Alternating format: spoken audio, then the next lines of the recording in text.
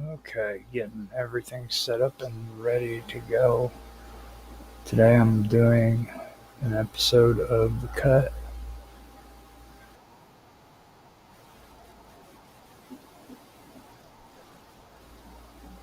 Sounds good on D Live. Going in, making sure The Cut is set up.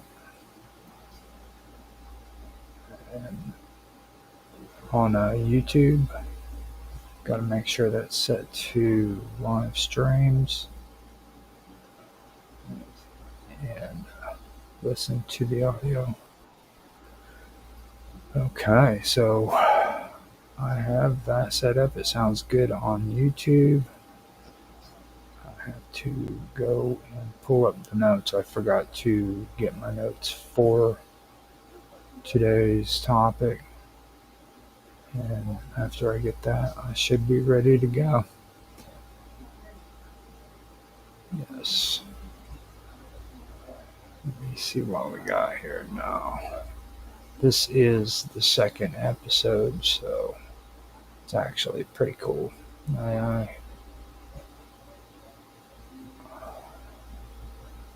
after I get to where I need to go.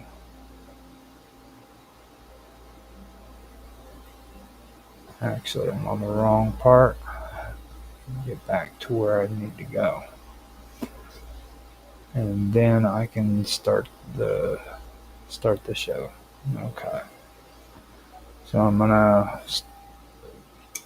open my soda real quick, and then I'll take a drink because I wanna not do the coffee thing right now. All right. And then I'll do my countdown and the introduction, and I do that for editing purposes so that everybody knows. Um, so here we go. Three, two, one, now. Hello, everybody, and welcome back to the wonderful world of weirdness. I'm Roger Hanson, and today I will be your host for another episode of The Cut. Last week, we started out by talking about Amerigo Vespucci, and before I get started in that, I do want to apologize for uh, having a hard time saying his name at the beginning of last week's stream or that stream. Um, don't know why.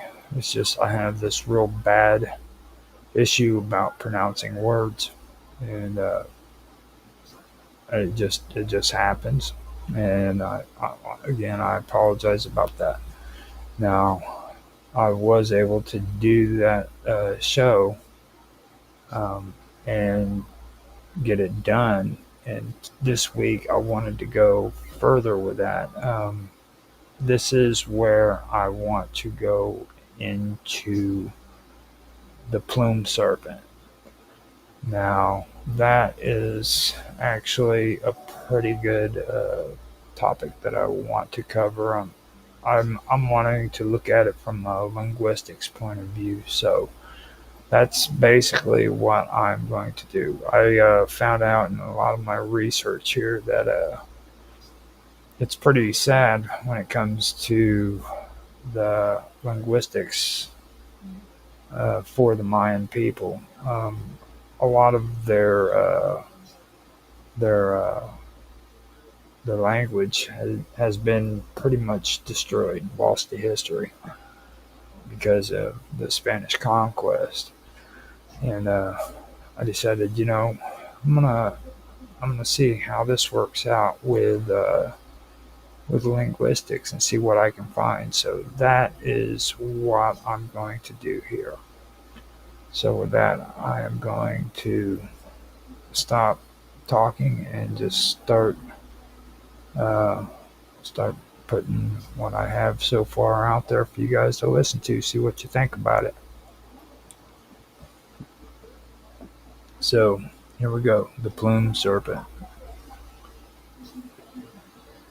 The concept of a divine and supernatural serpent, particularly one associated with feathers or flight, has been central to various indigenous cultures throughout Mesoamerica and South America. Often mythologized as a plumed serpent, this archetype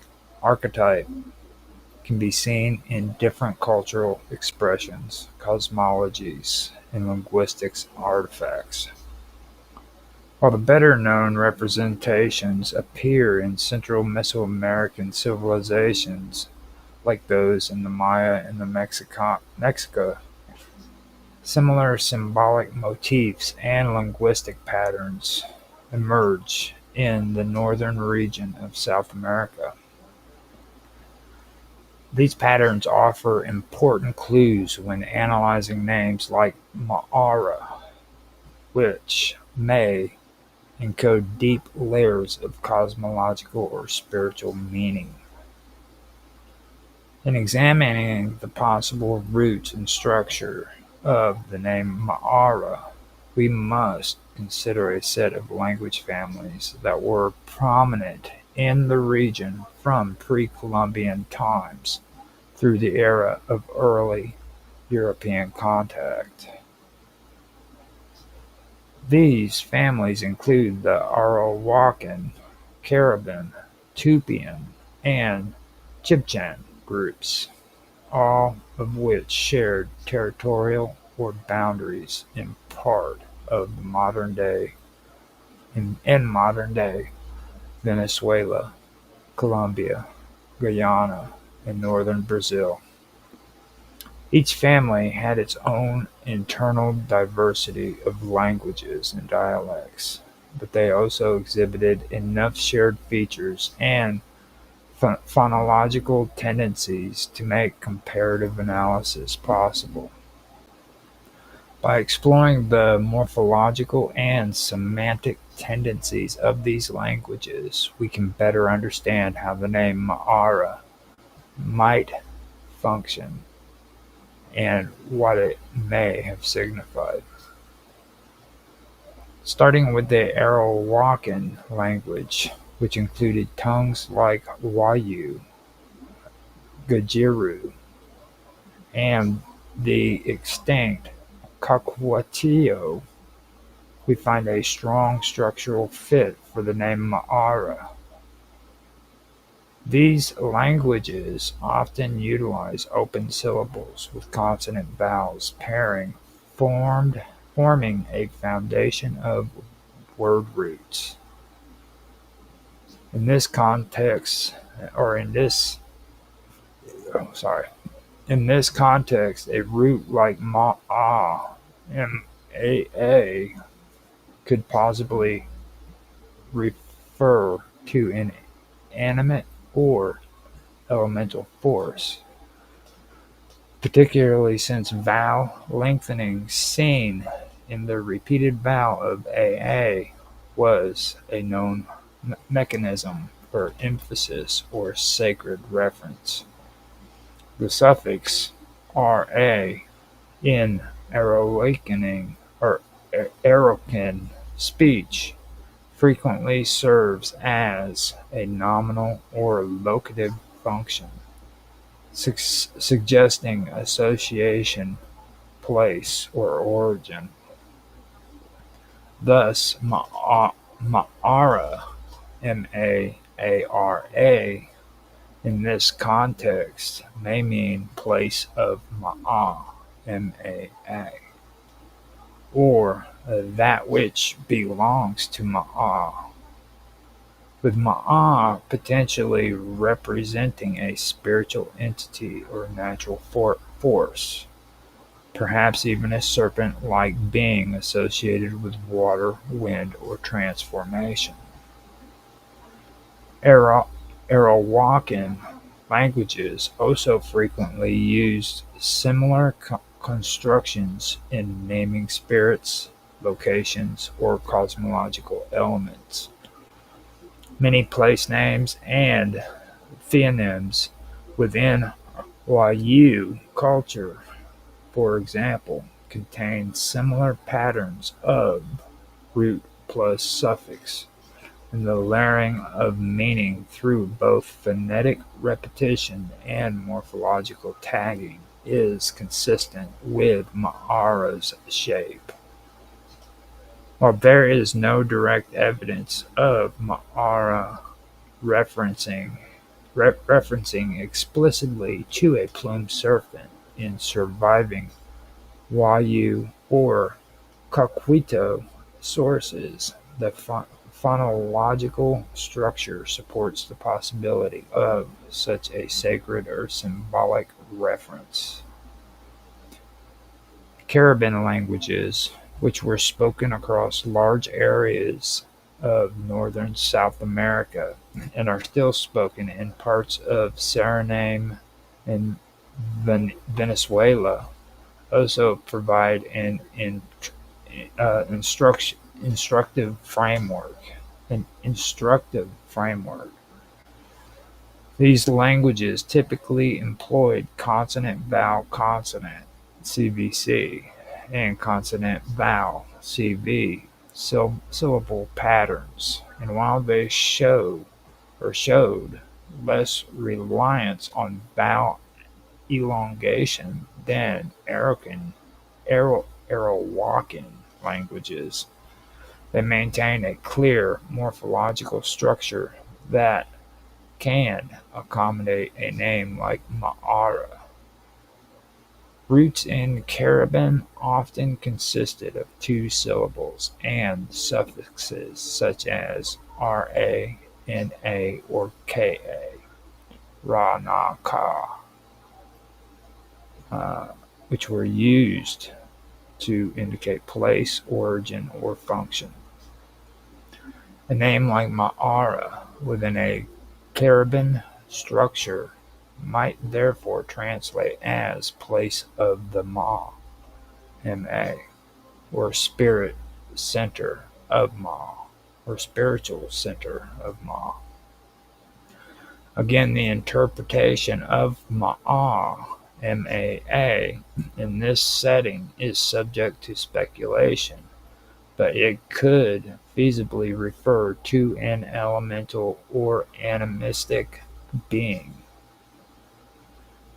Caribbean cosmologies did include animistic deities and natural spirits, and while the serpent figure was not always rendered in the same terms as the Mesoamerican plumed serpent, the notion of a sacred animal or transforming spirit was not alien.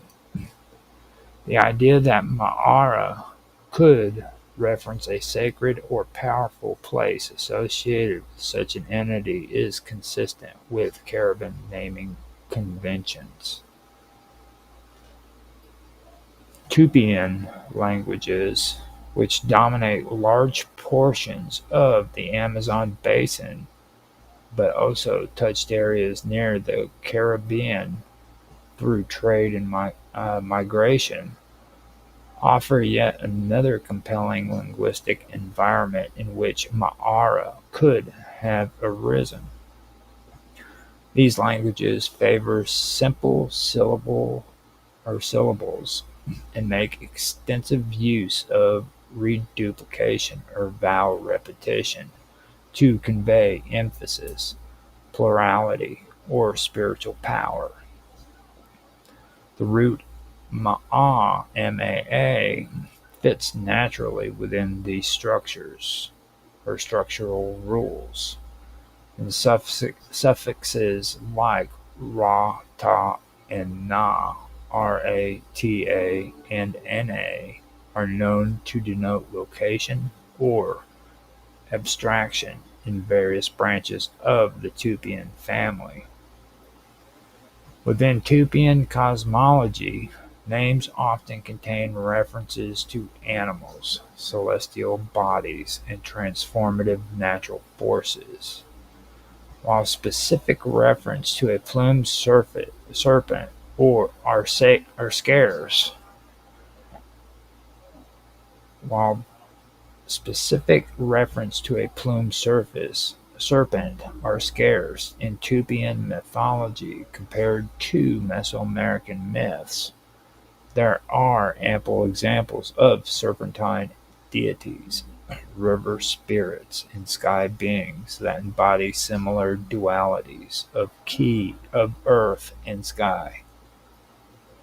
Therefore, a name like Ma'ara could plausibly mean living presence, embodied force, or place of being in a Tupian linguistics context, with a possible spiritual connotation depending on how Ma'a, M-A-A, is locally interpreted.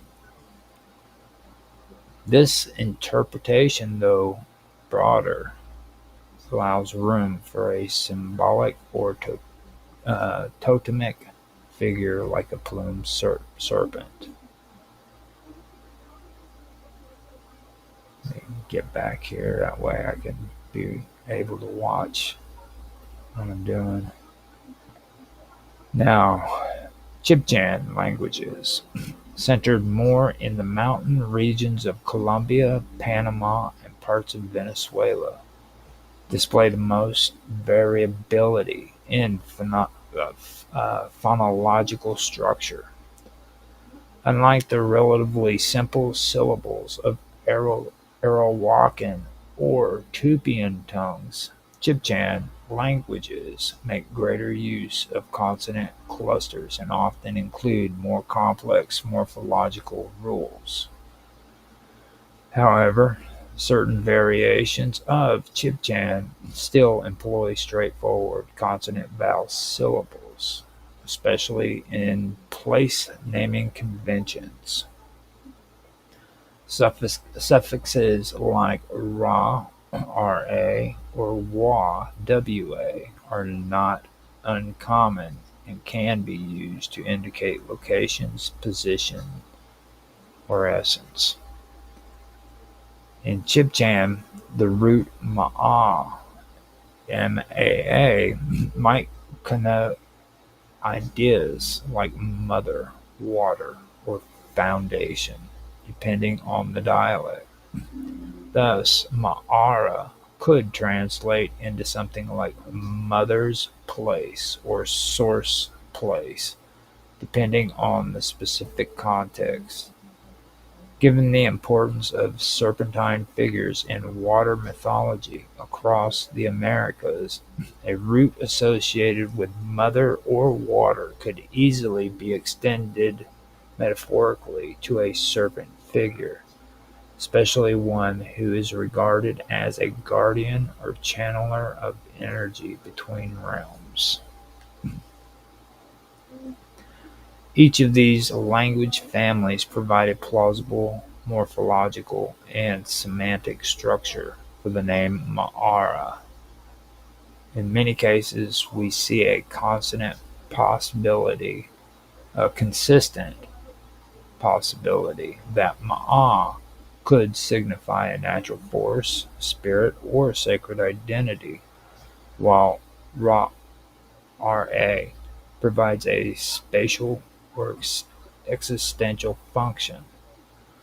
The fact that this combination makes linguistic sense across multiple unrelated families suggests it could represent a common conceptual type in the region's indigenous worldviews. Furthermore, the repetition of the vowel or the elongation of the root in ma'a, M-A-A, points to an intensification or sanctification, reinforcing the possibility that the name signified something more than a mere personal name. It could have been cosmologically or ritually loaded. The symbolic presence of serpents in indigenous cultures across the Americas further supports the hypothesis that a word like Ma'ara could be related to a sacred serpent, even without invoking the later mythologized figures known as the Central American known in the Central American context. The widespread appearance of snake spirits, river guardians, and transformation beings in Amazonian, Caribbean, and Andean traditions suggests that the serpent archetype was deeply rooted in native belief systems. This being, these beings were often liminal, connecting sky and earth, water and fire, death and rebirth. As such, they were perfect metaphors for cosmic cycles and spiritual transformation. In considering all of this, it becomes clear that Ma'ara is not simply a name floating in isolation. It reflects a deeper, older system of thought in which language, nature, and spirituality were ultimately intertwined. The shared metaphological morphological the shared morphological structures across language families, despite their different genetic language lineages, hint at broad regional conceptions of place, power, and being. These shared features may not stem from linguistic inheritance alone, but from prolonged contact, trade, and cosmological exchange among the people of this vast and interconnected region. While some might argue that Ma'ara, M-A-A-R-A, could just as easily be a colonial misinterpretation or transcription error, this linguistic breakdown suggests otherwise.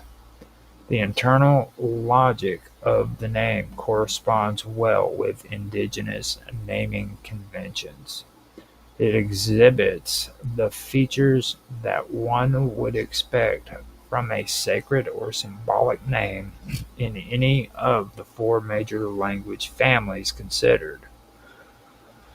Whether referring to a sacred being, a mythic ancestor, or a place of transformation, Ma'ara fits a recurring structural mold that was linguistically sound and culturally resonant across much of the pre-Columbian northern South America. If we return then to the initial question of whether Ma'ara might be linked to a plumed serpent archetype, the answer appears more nuanced than a simple yes or no. While we cannot definitively equate Ma'ara with the specific mythological figures of Mesoamerica, we can say with confidence that the linguistic structure of the word fits well within the traditions that gave rise to such beings. It reflects the naming strategies used for sacred spaces, divine entities, and transformative natural powers. And in a region where serpents were frequently charged with cosmic significance, the idea that Ma'ara might allude to such a being is well within the bounds of historical and linguistic possibility. The name Ma'ara serves as a compelling case study in how indigenous languages encode cosmology, sacred geography, and identity within compact, morphologically rich forms. By analyzing the name across four major language families, Arawakan, Caribbean, Tupian, and Chibchan, we gain a deeper appreciation for the semantic depth and structural elegance of indigenous naming conventions. The possible spiritual or mythic dimensions of the name remain open to interpretation, but its consistency with regional linguistic patterns strongly supports its authenticity as a meaningful native construction. Whether or not Ma'ara directly refers to a plumed serpent, it certainly embodies the kind of layered, symbolic naming that allowed ancient cultures to bind language to the forces that shape their world. The Spanish arrival on the northern coast of South America in the late 15th century marked the beginning of a profound and often violent transformation in the indigenous landscape. When Alonso de Ojeda arrived in the region known as Quequacoa, also spelled Quibacoa,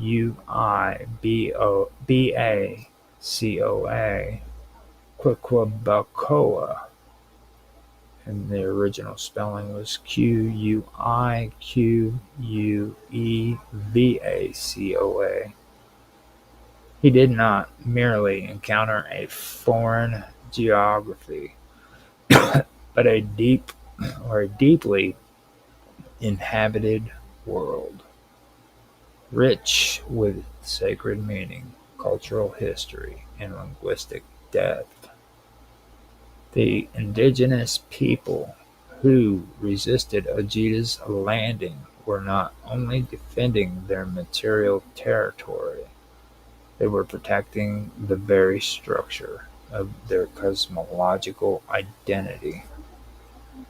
To understand why rebellion occurred in the wake of Vegeda's landing, one must look beyond the standard colonial narratives and delve into the profound symbolic and linguistic significance of the land that the Spanish sought to claim.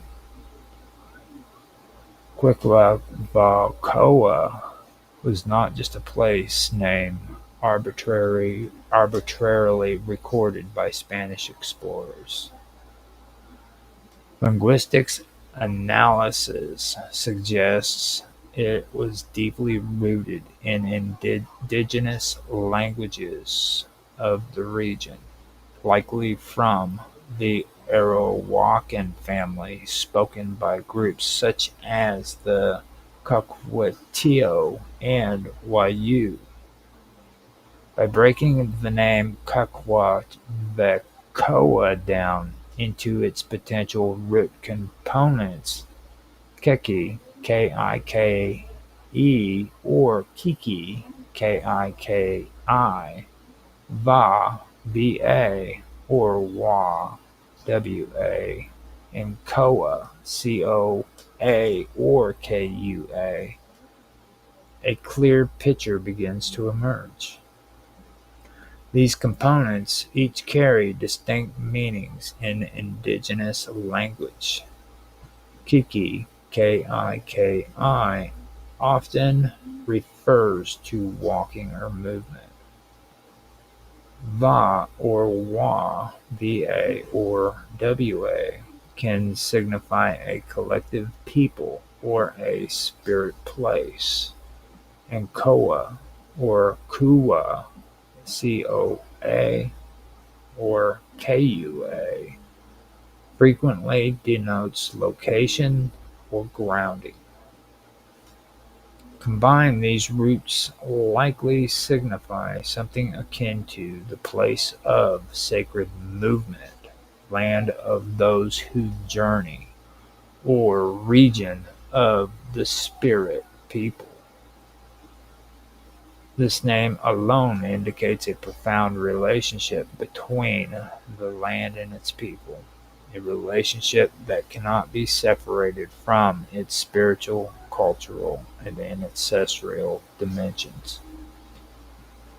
When Alonso de Ojeda landed in this region in 1499, he was followed in the wake of Spanish expeditions driven by imperial ambitions, seeking to chart new lands, extract resources, and claim dominion for the Spanish crown. However, the methods employed by Ojeda and his men were far from peaceful. Contemporary reports and later chroniclers describe his tactics as fearful and provocative. Indigenous populations were subjected to coercion, kidnapping, and demands for tribute.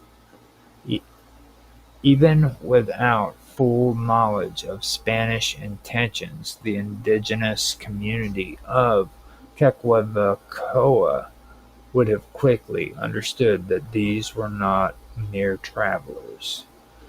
The Spanish were armed, assertive, and culturally alien, disrupting the balance of a sacred landscape. The rebellion that followed Ojeda's landing must therefore be seen as a deadly or deeply justified response, rooted in both cultural defense and spiritual necessity. To the people of Quequavecoa, Ojeda was not just an interloper, he was a defiler of sacred geometry. If, as the linguistic breakdown suggests, Quequavecoa was considered a spiritual pathway or ceremonial land, then its defense was not simply strategic, it was a moral obligation. The Spanish were unknowingly violating a space whose meaning they could not comprehend. They were bringing not only weapons but a worldview that clashed irreconcilably with the indigenous perception of land, community, and the cosmos. This cultural misunderstanding, so common throughout the colonial era, was at the heart of the conflict. To the Spanish, claiming territory was a political and economical act. To the indigenous people of northern South America, land was not separable from identity, mythology, and history. In many Arawakan and Caribbean cultures, land was understood as a living being inhabited by spirits, shaped by ancestral deeds, and structured by ritual paths. The name Quequavecoa, preserved through the Spanish transcription, likely encoded some of these meanings. It is entirely plausible that this name was passed down through generations as part of an oral history that described the region's importance not only as a dwelling place, but as a spiritual nexus, perhaps even a boundary between worlds. Resistance, therefore, was not merely reactionary, it was an assertion of sovereignty on every level: territorial, spiritual, cultural, and historical. The rebellion against Ojeda may have been one of the earliest such acts in South America, but it fits into the long continuum of indigenous resistance across the continent. What makes the Quaquavecoa instance particularly poignant is that the region's very name suggests the presence of deep-rooted metaphysical knowledge, now obscured by centuries of colonization, but still partially recovered through linguistics and cultural study. Further evidence of the cultural integrity of the region can be found by analyzing other names and words from the era. The term Maracaibo, Maracaibo, another early Spanish transcription from the region, also appears to be derived from indigenous roots. Breaking it down into Ma'ara and Cabo, Caibo, and Maara and Cabo, Caibo, one might interpret the former as a root referring to a being or force, possibly even the plumed serpent archetype found throughout Mesoamerica and South American mythologies, and the latter as a suffix denoting place or relationship. This interpretation suggests that Maracaibo may once have referred to place of Ma'ara, or land of the sacred being, reinforcing the idea that this entire coastline was dense in cultural and spiritual meaning long before European contacts. The pattern continues when examining the word Ma'ara itself. Root word analysis suggests that Ma'ara could connect with ideas of serpent, motion, or sacred force in multiple language families. In the Arawakan languages, root sounds like ma, ma, mar, mar, or ma'ar, maar, often relates to water, spirits, or ancestral power. In Chibchan languages, similar phonemes appear in words associated with dwelling places or spirits or high-status individuals. Across these languages, meanings coverage no across these languages, meanings converge. Ma'ara may have denoted a powerful ancestral or spiritual presence, possibly even an abstracted deity or mythological figure associated with natural forces like water, wind, or cosmic energy.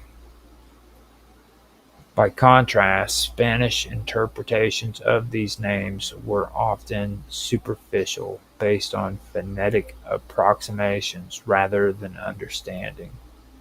When the Spanish recorded the names of places like Quequabacoa or Maracaibo, they preserved the sound but not the soul of the world, or the word, but not the soul of the word.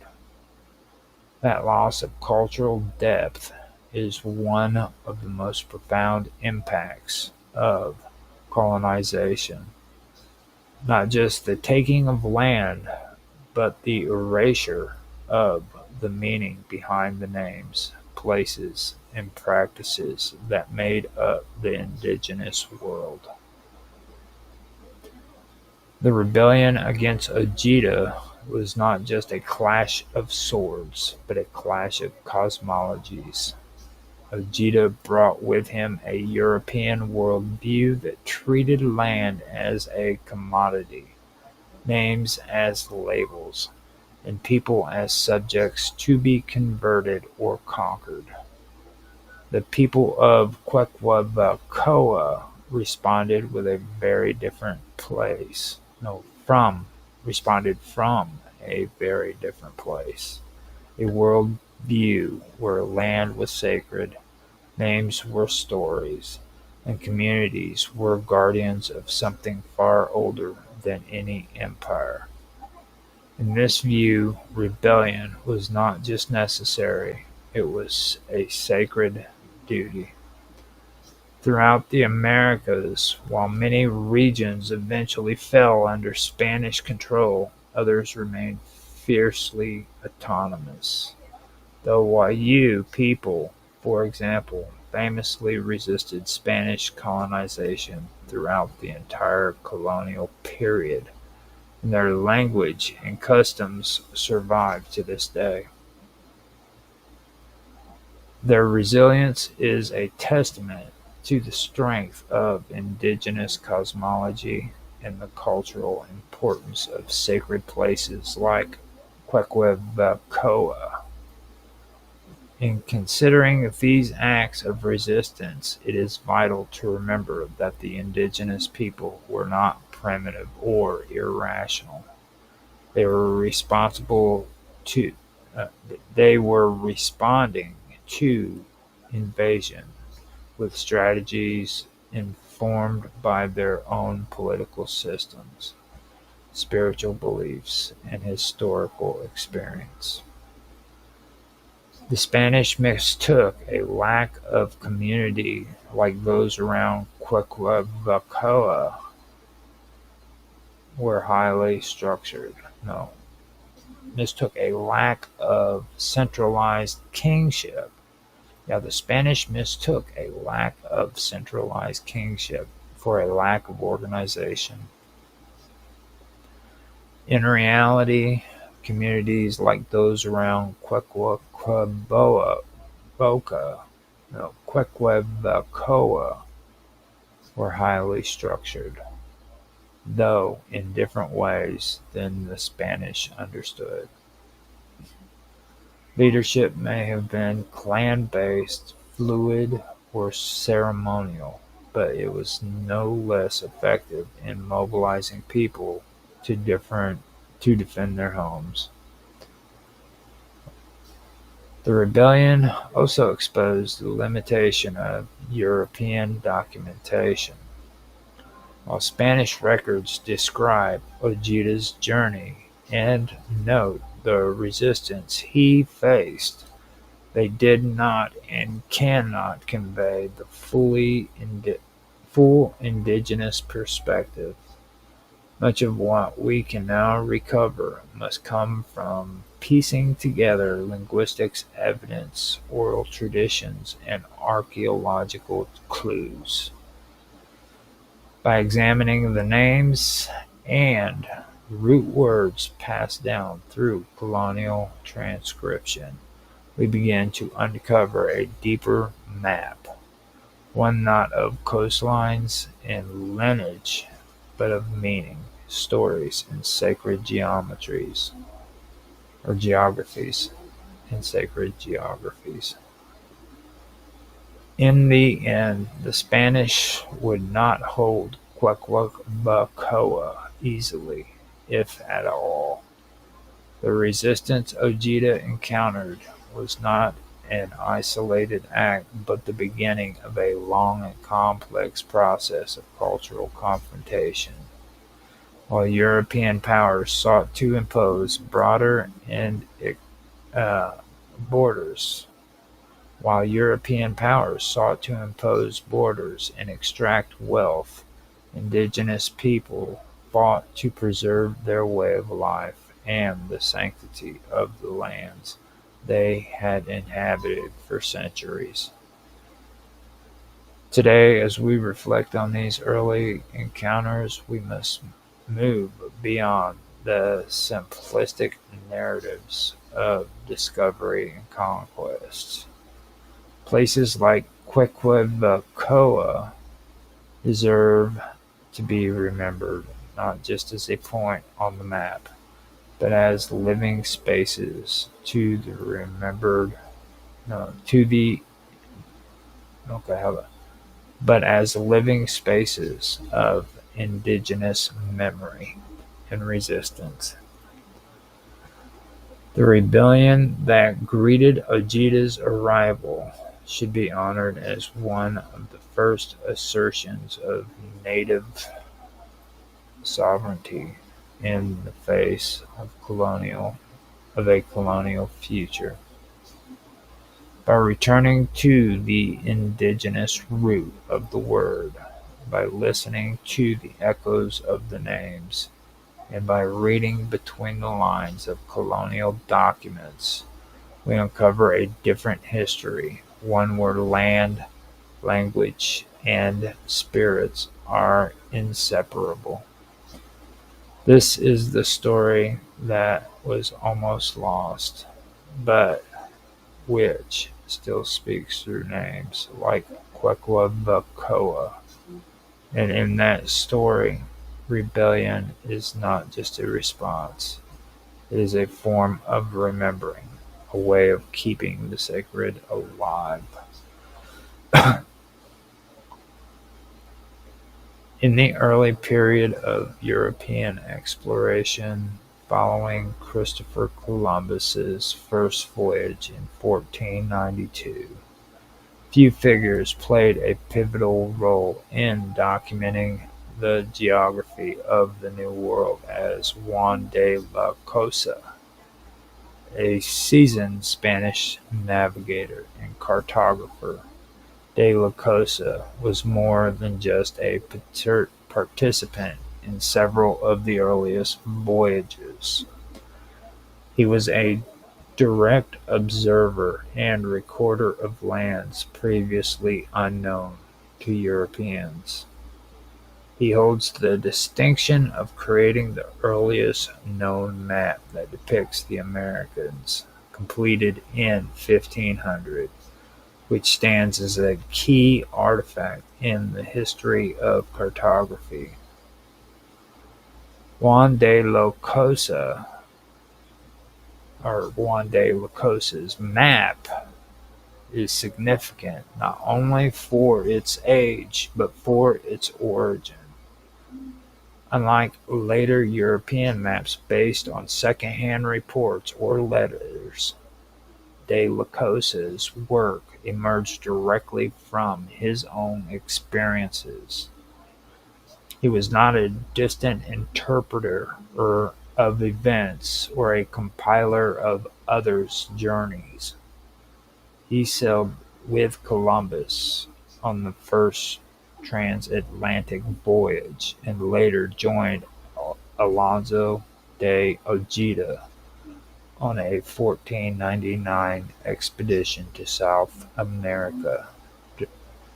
During these voyages, he was responsible for piloting and navigation, placing him in a unique position to observe and record coastlines, inlets, and major geographic features. One of the most common misunderstandings in early exploration history is the assumption that de la Cosa relied heavily on information supplied by others such as Ojeda or Amerigo Vespucci. This is incorrect. De la Cosa and Ojeda were on the same ship, experiencing the same sights at the same time. Ojeda, a military man and explorer, was not trained in cartography or navigation.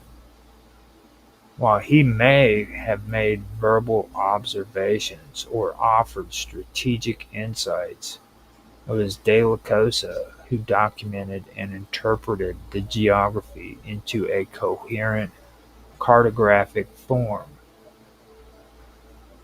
Similarly, while Amerigo Vespucci is often cited as a major contributor to geographic understanding during this era, his primary legacy came from letters that were circulated in Europe, claiming discovery of lands not part of Asia.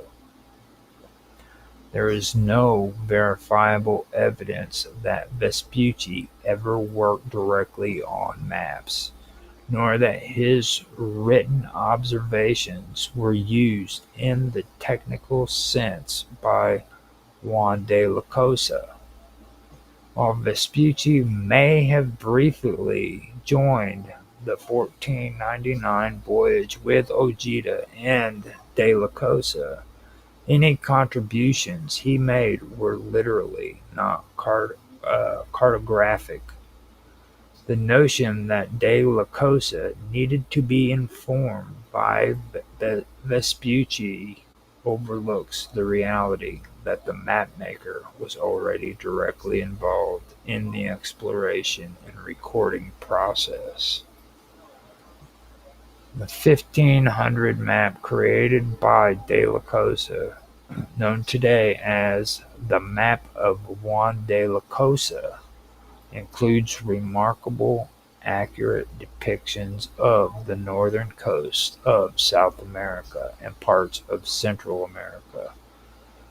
This cartographic achievement came not from hearsay, but from de la Cosa's own logbooks, sketches, and navigational measurements. There is no indication that the map was shaped or corrected by any additional sources outside his own experiences and calculations. It is important to understand that de la Cosa's work predated the famous 1507 map of Martin Waldseemüller, which introduced the name America to the world. De la Cosa never used this name in his map, and the lands were simply illustrated without such labels. Waldseemüller's map, unlike de la Cosa's, was not based on first-hand experience. Instead, it relied heavily on the circulated letters attributed to Vespucci. Waldseemüller interpreted these narratives as evidence that the lands described were not Asia, but a new continent, prompting him to name the continent America in Vespucci's honor. This was a decision made from a European library. This was a decision made from a European library, not from the deck of a ship. While Waldseemüller's contributions to cartography is historically important, it was reflective of evolving scholarly opinions rather than geographical surveying. To return to Ojeda, there is also no evidence that he ever created or even commissioned a map himself. His role on the expedition was primarily martial and administrative. He led expeditions, negotiated with or confronted indigenous populations, and carried out the political aims of the Spanish crown. He did not have the training to engage in detailed measurements, angles, or coastal surveys necessary to compile a working map. Any geographical information associated with his voyages would have come through his ship's pilot, most often de la Cosa, or others charged with navigation. Therefore, it is inaccurate to attribute map-making knowledge to Ojeda or even to claim that Vespucci offered anything more than vivid descriptions of the lands he encountered or claimed to have encountered. It is more accurate to view Juan de la Cosa as an independent cartographic authority.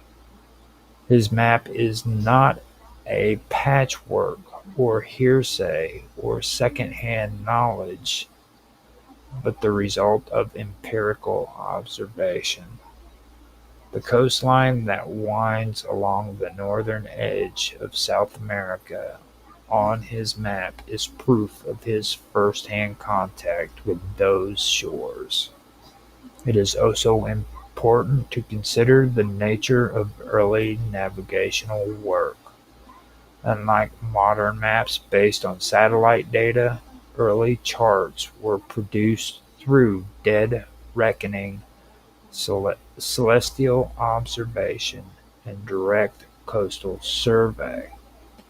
Pilots like De la Cosa would have taken frequent latitude readings and sketched coastlines as they visually appeared. This means that maps like his are primary historical documents, not synthesized summaries of someone else's recollections. In fact, given the presence of compass roses, scale indicators, and geographical features consistent with real coastal forms, the map of 1500 demonstrates a sophistication unmatched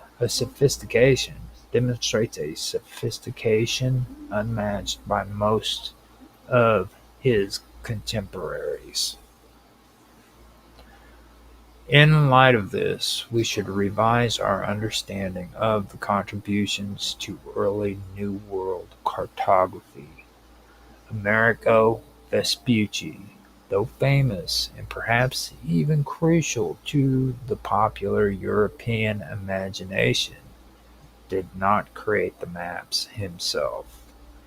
Ojeda did not contribute to their production in any direct sense. The only one of the three who both explored and documented the geography through actual maps was Juan de la Cosa. By centering our historical view on first-hand contributors rather than retrospective labeling or assumptions, we gain a more accurate picture of how the New World was discovered, charted, and ultimately recorded for posterity. Juan de la Cosa's work remains one of the clearest and most direct windows into that process. The map he left behind is not just a document, it is a navigational portrait painted by the hand of someone who was there on the water, charting the unknown. As we continue to examine the early decades of the Age of Discovery, recognizing who actually contributed which type of knowledge becomes or even more essential. Which way? As we continue to examine the early decades of the new Age of Discovery, recognizing who actually contributed which types of knowledge becomes ever more essential. Maps are not just collections of data, they are historical arguments. Juan de la Cosa's maps make one thing clear: he was not merely present during exploration, he was defining it.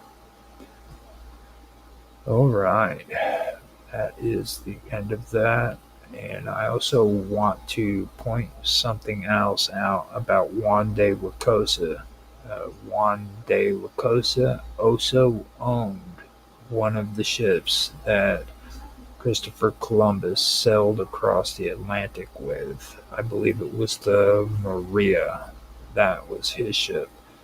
Um, that is something that I thought was pretty interesting. So he wasn't just involved in mapping out the voyage that Amerigo Vespucci was involved with and gave given credit for when it comes to naming the Americas.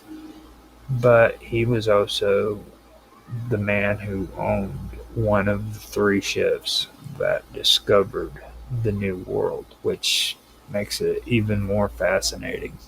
And this is one more of those stories that just was cut.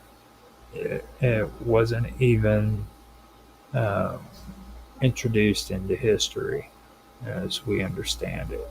Um, to this day, people are still taught that Amerigo Vespucci was the one who mapped this area out because of his great work. He deserved the name America or Amerigo Vespucci. America had to be named after him. When in fact, Juan de la Cosa was the one who actually mapped the coastlines and did all the work.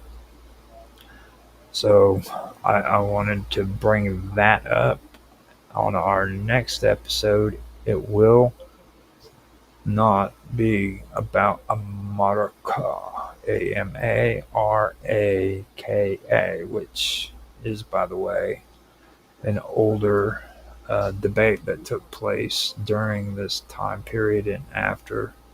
Actually, it took place, I believe, in the 1800s. And like I said, this is a huge, huge rabbit hole, okay, that literally leads nowhere. But it is a very, very good story or it's something that's worth researching, because, well, for me, for example, I mean, I wouldn't have learned anything about Juan de la Cosa and him actually being the one who mapped out the coasts of America and actually being the one who made the first map. You know what I mean? I was one of those people who believed that Amerigo Vespucci was the one who did all of that, and that I didn't even know that a cartographer in Europe was the one who actually did it after the voyage. So I found this to be very, very interesting and enlightening when it comes to that. There's a lot of our history that was never told, and if it was told, it was usually a lie. So I do enjoy doing stuff like this. Now I got interested in the Dokubers, which is a group of people out of Russia. There's a person who I talked to called Svetlana on D Live, and she mentioned this in one of our chats with Mark Latashik, and I wanted to do research on them and find out about them. So I'm going to use that information on my next episode. So I hope you guys stick around, and I hope that you listen to this. This is actually a pretty interesting story. This is another one of those stories that slipped by the crack and they're cut. And that's one of the reasons why I made this series. This is what it's about. So hope you guys enjoyed. If you did, please like, subscribe, share, make comments, give comments in the comment section below. I really, really would love to hear from you, and I will do my best to respond to each and every one of you. I usually am good at responding. It doesn't have to be about the topic that we've done today. It can be just to stop by and say hello, you know what I mean? Anything. So, with that being said, I can tell you that we have streamed on Rumble, X, Twitch, Kick, YouTube, and D Live today. Um, I don't believe I have any comments at all on D Live or on Rumble, but I'm working to get on there and check. I forgot to put the but yeah, nobody's checked it. Nobody's left a comment there. We have no comments on YouTube, and we have no comments on D Live other than Mark from Dregus Production. He left some messages for me the other day saying that I can I can stream or simulcast or restream his D Live on there because he's got music and stuff that he's got up. I appreciate that. And what I told him in the chat was I'd have to do it manually, though. I'm not as uppity up as what he is on D Live. He's got all those cool views and stuff like that. Not me, man. I only have like 27 followers.